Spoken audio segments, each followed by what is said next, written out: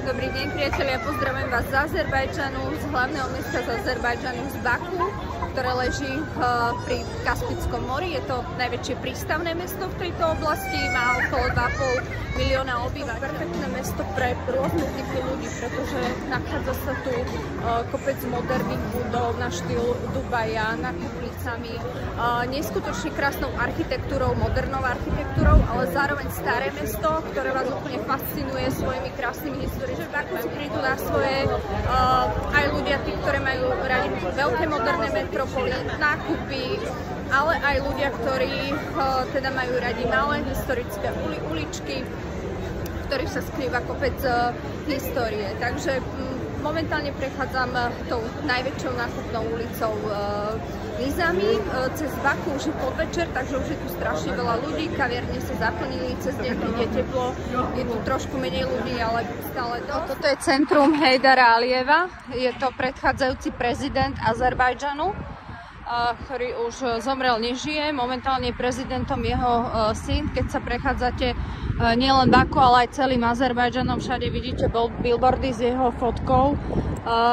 Vlastne, keď bol aktuálnym prezidentom, tak mali veľa výhrad, ale pre tieto krajiny kaukazské, ale aj Blízky stredný východ je takou typickou črtou, že keď majú nejakého vodcu, keď je pri moci, tak nie sú spokojní, ale keď zomrie, tak začnú si pripomínať len to dobré a stane sa z neho pomaly už kult a niečo podobné aj tu v Azerbajdžane. Takže predtým bol taký odsudzovaný za korupciu, rodinkárenie a nakoniec, keď zomrel prezidentom, sa stal jeho vlastný syn a pomaly sa tu uctieva ako posvetný. A toto je vlastne centrum pomenované podľa neho, centrum Hejdara Alijeva. A má to taký zvláštny atypický tvar práve preto, že z vrchu to vlastne symbolizuje jeho vlastný podpis toho prezidenta. Čiže keby sa pozriete nejakou fotkou z dronu alebo teda videom, tak vidíte jeho vlastný podpis. Preto ten atypický tvar. No a za túto úžasnú architektúru vďačíme veľmi známej architektke, ktorá sa volá Zaha Hadid. Je to azerbajdžanská architektka a nepochybujem o tom, že mnohí ste o nej mnoho počuli, pretože navrhla mnoho dnešných súčasných úžasných budov vlastne po celom svete, po mnohých metropolách a dokonca aj v Bratislave. Takže presne aj toto navrhovala Zaha Hadid.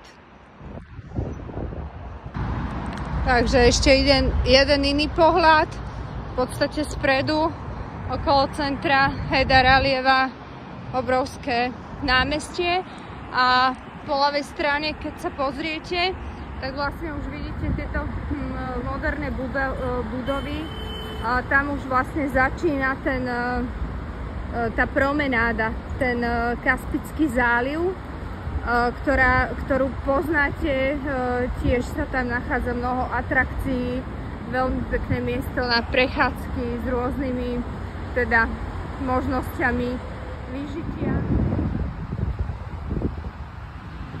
Takže kúsok odtiaľto dookola sa nachádzajú už také typické apartmánové domy v Baku, čo ako činžiaky. Do centra peši je to okolo 20 centrum, myslím, to úplne staré mesto. Keď idete peši, tak samozrejme vidíte aj rôzne iné atrakcie popri tom, ale dá sa zobrať taxi, ktorý je tu naozaj lacný, možno vidia asi nejaké 3 eurá. Ešte tu oproti cez ulicu,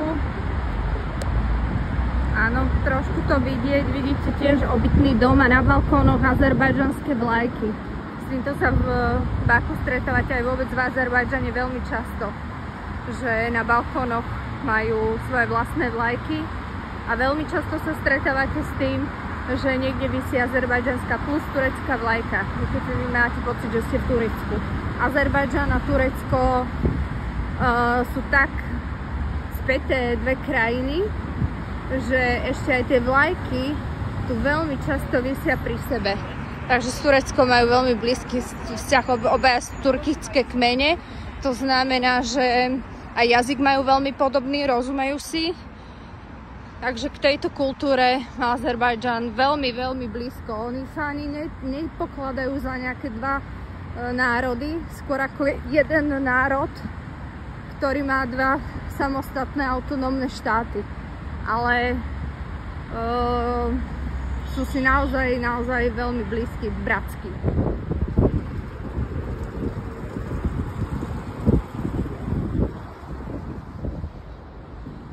Prechádzame o niečo nižšie. Nejdu. Musím si to uľahčiť. Takže dole máme nápis I love Baku, ktorí si to zbožňujú. Takže pod centrom Heydara Alijeva si tu dole môžete urobiť fotku I love Baku v pozadí centrom Heydara Alijeva. A je to tu nejaké preplnené aktuálne nejakými skupinami.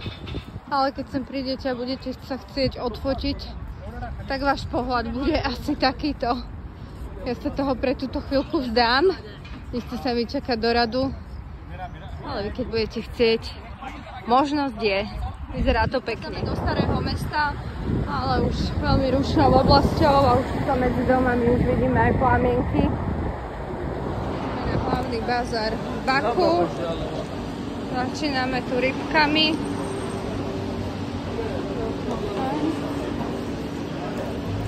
Zelenina. Veľmi pekný, úhľadný, čistý bazár.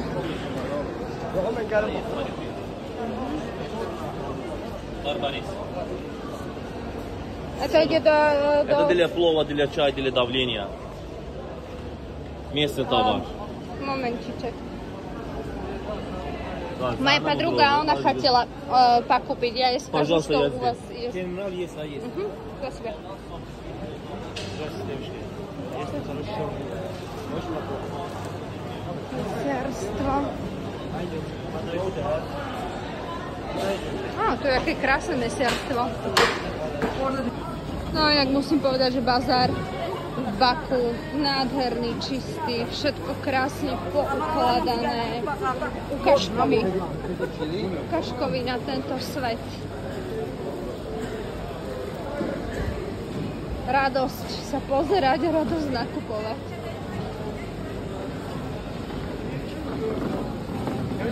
Spasibo, reniny môže byť. A ja si ten sumak asi zoberiem. Ktorý je dobrý na tie zalievky a šalaty a jogurtové zalievky, posypať čokoľvek, zeleninu, toto bordové. Это сумак? Сумак, да, это сумак. Осаки за нас. Сумак. Пожалуйста, за меня сумак. Toľko o tom rozprávaš a furt teraz nič.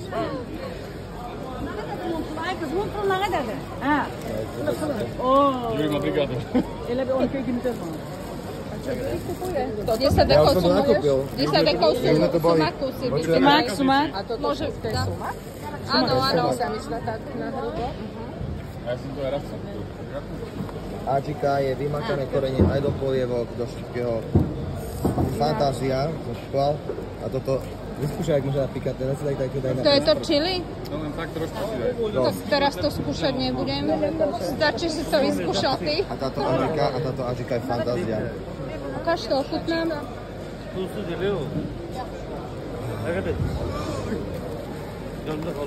Aha. Dobre. Za ním polievku, malú lyžičku. Ale tiež to štípe. Štípe, no, dobre, pikantne. Áno, takže idem ochutnať tento sír, to je vlastne kozí sír a on zreje v krávskej koži. Dobrý je. Хорошо. To vlastne zrel. Krávské kože a kozí sír. Sírov tu majú neurekom. Takže tieto sú šafránové. Z Uzbekistanu. Kúpime v Baku. Môže byť. Vláková stanica. Zozadu ideme okolo a vyzerá to výborne. Vlaky krásne v Azerbajdžane.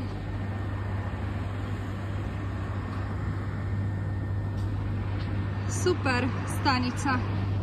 Pekná, čistá, moderná. Takže my už sa nachádzame v centre, pred nami krásna budova, je to železničné múzeum, metrostanica v Baku 28. mája, obchodný dom, mall 28. mája, univerzita.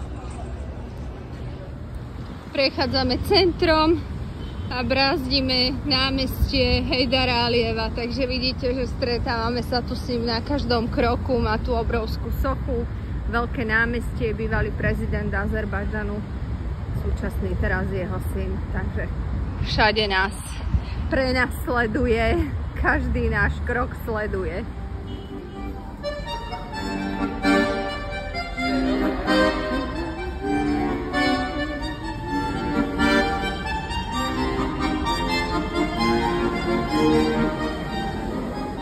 My sa už nachádzame pri soche Nizamiho. Je dnes takým národným azerbajdžanským básnikom, ale v skutočnosti pretože bol narodený tu na území Azerbajdžanu, ale v skutočnosti sa pokladá za najväčšieho perského básnika. Pokladá za svojho národného básnika. No a podľa neho je pomenovaný ten hlavný bulvár alebo hlavná taká nákupná ulica v centre Azerbajdžanu Nizami Street, takže tam sa o chvíľku presunieme a tu je Nizami. Takže na Nizami Street prechádzame ešte posledným podchodom. Zase nás tu víta nejaká hudba.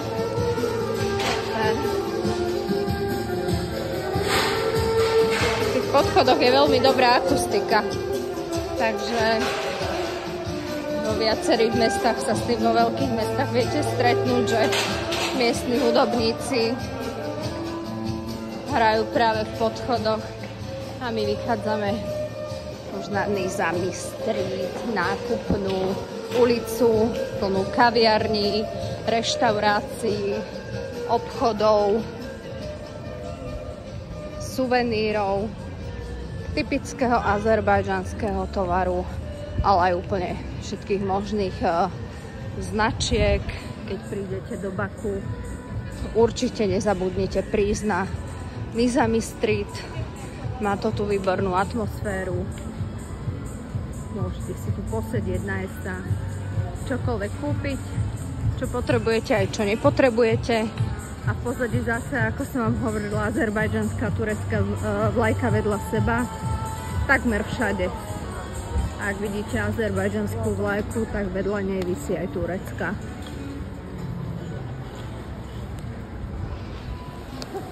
Áno, tak toto je úplne typické pre Nizami Street, tieto holuby, že vy máte pocit, že úplne vám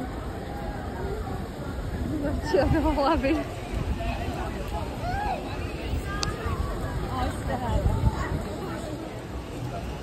Najväčšiu radosť to majú deti a turisti.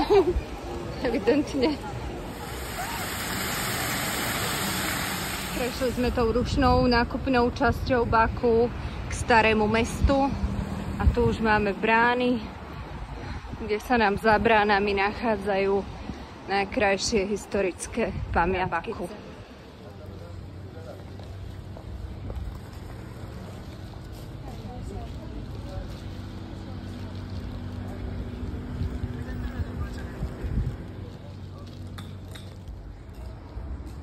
Jedna z mála kaviarní, kde robí aj dobré preso v starom meste. V centre je tých kaviarní viac, ale vo všeobecnosti v Azerbajdžane skôr si dáte čaj, je kopec reštaurácií, kde vôbec kávu ani nerobia. Takže kavičkári majú trošku problém niekedy, ale zase čaj je vynikajúci.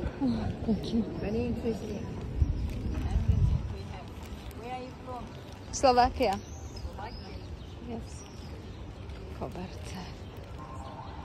Obchod s kobercami, so suvenírmi. Kaviarne, reštaurácie.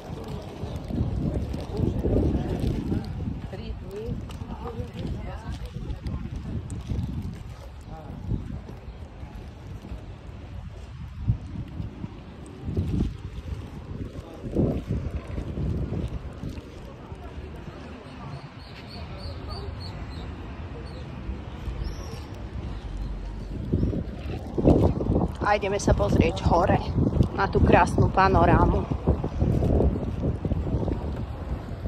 Takže tu je vstup do Dievčenskej veže.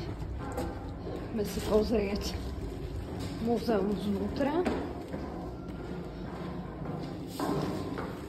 Vychádzate takýmto schodiskom.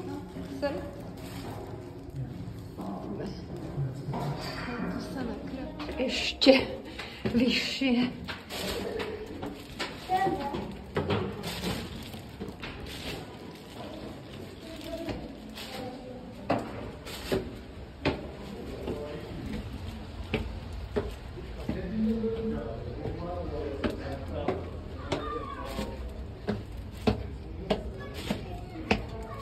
O, fantastické.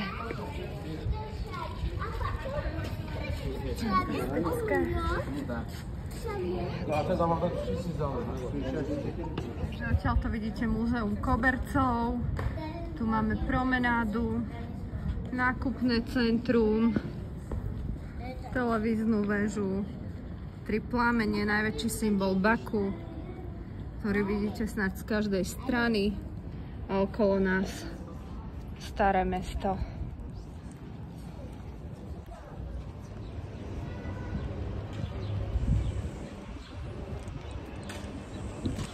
No, úplne centrum mesta, staré mesto v okolí Dievčenskej veže. Stále sa pohybujeme tu. Je tu úplne úžasná atmosféra aj cez deň, ale veľmi pekná aj večer, keď už si môžete posedieť v reštauráciách. Baku je tak veľmi pekne vysvietené aj centrum, aj mesto, tak elegantne. Ten večer je veľmi, veľmi romantický v Baku.